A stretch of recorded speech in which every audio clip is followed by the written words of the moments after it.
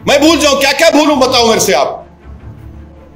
कितने मेरे बर्बादी के दास्ताने फसाने तुम्हारे सामने रखूं, मैं भूल जाऊं, क्या क्या भूलूं बताओ मेरे से आप। कितने मेरे बर्बादी के दास्ताने फसाने तुम्हारे सामने रखूं, ताकि तुम्हारे कलेजे में जो अगर दिल है तो उसको धड़कन हो, उसको तुम मेरी तकलीफ को महसूस कर सको। और ये मैं कहने पर मजबूर हूं कि violence page for you politically. अगर आप वायलेंस करेंगे तो आपको मिल जाएगा, क्योंकि आप अंदाजा लगाइए कि अडवाणी की रथ यात्रा जहां कहीं भी भारत में गई वहां पर खूनरेजी हुई, मासूम लोगों का कत्ल हुआ, जायदादें जलाई गई, खानदान उजड़ गए, बर्बाद हुए।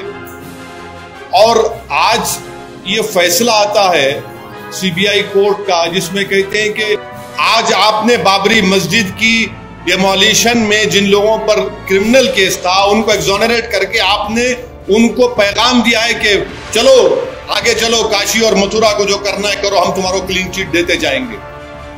जहां तुम्हारी आस्था का मामला आएगा हम उस पर तुमको मदद करते जाएंगे। तुम ठहरो, तुम अंदर घुसकर उसमें ईदगाह में अब दोबारा मूर्ति रख दो, हम तुमको दे देंगे वो रूल ऑफ लॉ। इससे क्या होगा? सुप्रीम कोर्ट ने कहा non egregious violation of rule of law. तो क्या रूल ऑफ लॉ का वायलेशन नहीं हुआ? सुप्रीम कोर्ट ने कहा calculated act of destroying a public place of worship. फसादात हुए मुसलमानों के लिए, दलितों को इंसाफ होता ही नहीं। और आजकल आप आज शाम से आप सुनेंगे कि ये जो बड़े बड़े ज्ञानी लोग हैं, लुक अहेड, भूल जाइए, आगे बढ़िए। अरे आगे कैसे बढ़ेंगे हम? आगे कैसे बढ़ेंगे? सारी दुनिया की आंखों के सामने 6 दिसंबर को मस्जिद को शहीद किया गया, डेमोलिशन किया गया, मैं भूल जाऊं?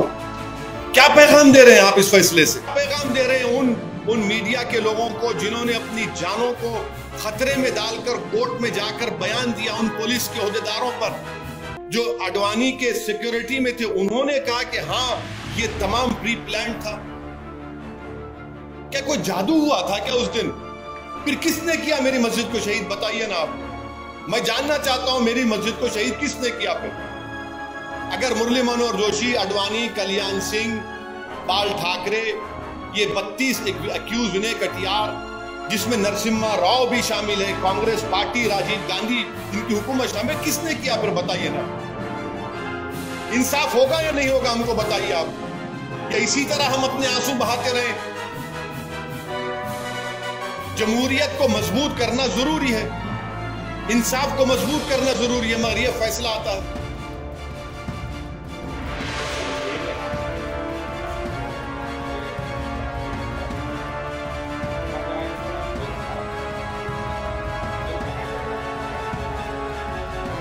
मैं क्या कह सकता हूं सर? आप अपने टीवी प्रोग्राम पर बोलिए कि रात में 9 बजे एक प्रोग्राम कर लो इनके बयान पर।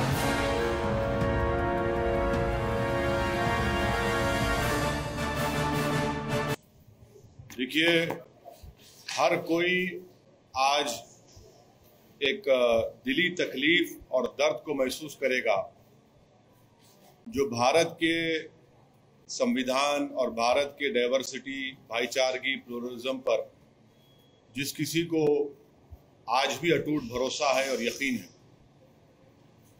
आज का ये फैसला सीबीआई कोर्ट का भारत की अदालत की तारीख का एक काला दिन है। और मैं इसलिए कहता हूं क्योंकि सुप्रीम कोर्ट ने 9 नवंबर को जो सिविल डिस्प्यूट के मुकदमे का फैसला दिया था, जजमेंट में सुप्रीम कोर्ट ने कहा था, अंग्रेजी में कहता हूं कि सुप्रीम कोर्ट ने कहा था कि it is an egregious violation of rule of law. और सुप्रीम कोर्ट ने यह भी कहा था कि ये calculated act of destroying a public place of worship. अब मैं ये समझने से कासिर हूं कि अगर सुप्रीम कोर्ट ये कहता है कि egregious violation of rule of law, तो क्या कोई जादू से मस्जिद को शहीद कर दिया गया था 6 दिसंबर को? क्या कोई जादू से वहां पर 28 और 29 दिसंबर की रात 49 में मूर्तियां रखी गई थी? क्या कोई जादू से उसके ताले खोले गए थे जब राजीव गांधी प्राइम मिनिस्टर थे। इसीलिए मैं ये कहता हूं कि सुप्रीम कोर्ट ने जो बात कही उसके बरखिलाफ आज ये जजमेंट आया है। और ये मैं कहने पर मजबूर हूं कि violence page for you politically.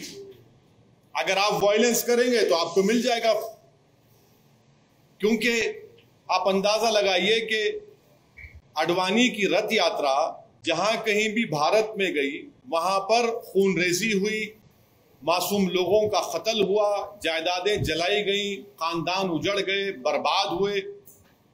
और आज ये फैसला आता है सीबीआई कोर्ट का जिसमें कहते हैं कि वो स्पॉन्टेनियस नहीं था। तो हम ये जानना चाहते हैं कि भाई साहब ये कितने दिन कितने महीने लगेंगे प्रिपरेशन के लिए ताकि वो स्पॉन्टेनियस ना हो। आप बताइए ना, कितने दिन कितने महीने लगेंगे स्पॉन्टेनियस ना हो। क्या ये बात सच नहीं है कि उमा भारती ने कहा था कि एक धक्का और दो, बाबरी मस्जिद तोड़ दो? क्या दुनिया ने नहीं देखा कि जब बाबरी मस्जिद शहीद हो रही थी तो मिठाइयां बांटे जा रहे थे?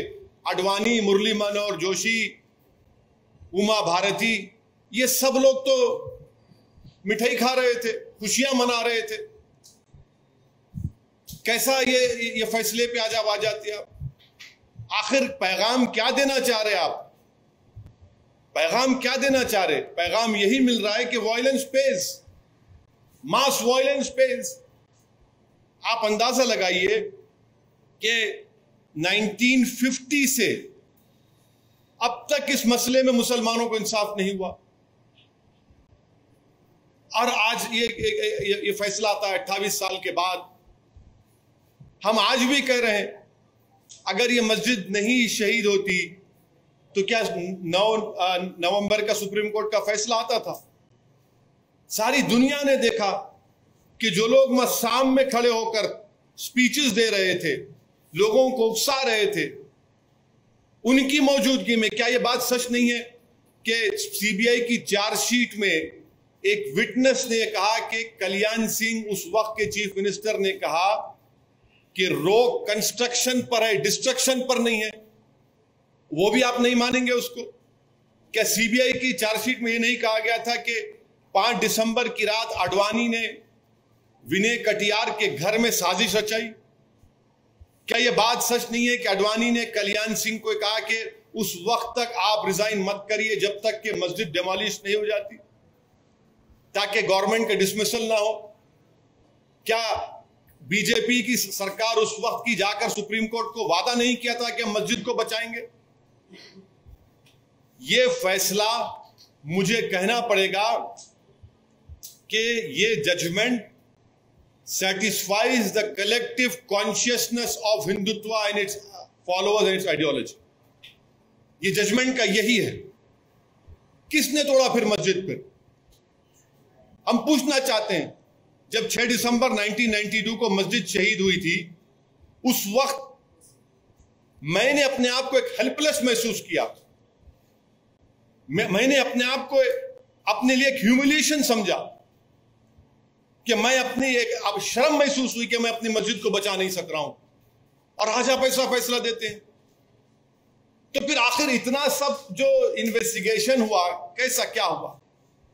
एक और बात आपको समझने की जरूरत है कि आडवाणी को हाईएस्ट सिविलियन अवार्ड दिया गया बीजेपी गवर्नमेंट तरफ से, एक्यूज हैं।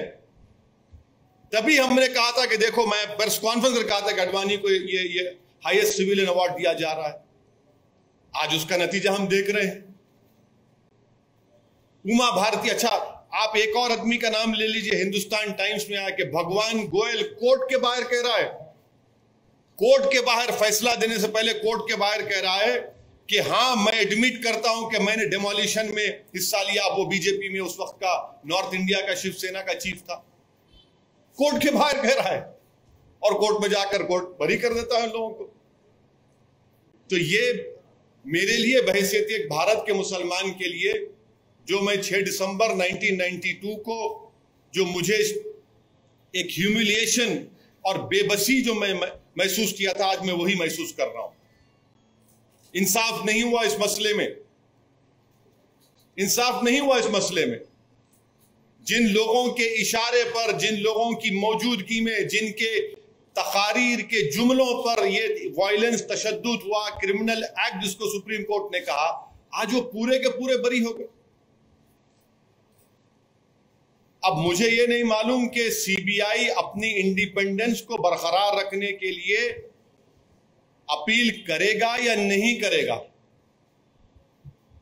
और मुझे यह भी नहीं मालूम कि अगर अपील करेंगे तो कितना टाइम लगेगा अपील की सुनवाई के लिए।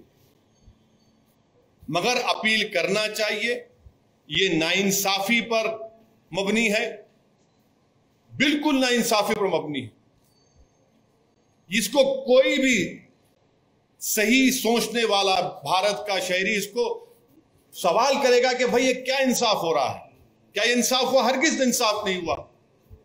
सारी दुनिया जानती है, सब जानते हैं कि बीजेपी, आरएसएस, विश्व हिंदू परिषद, शिवसेना, इन तमाम की मौजूदगी में और साथ ही साथ कांग्रेस पार्टी, इसकी जड़ कांग्रेस पार्टी है।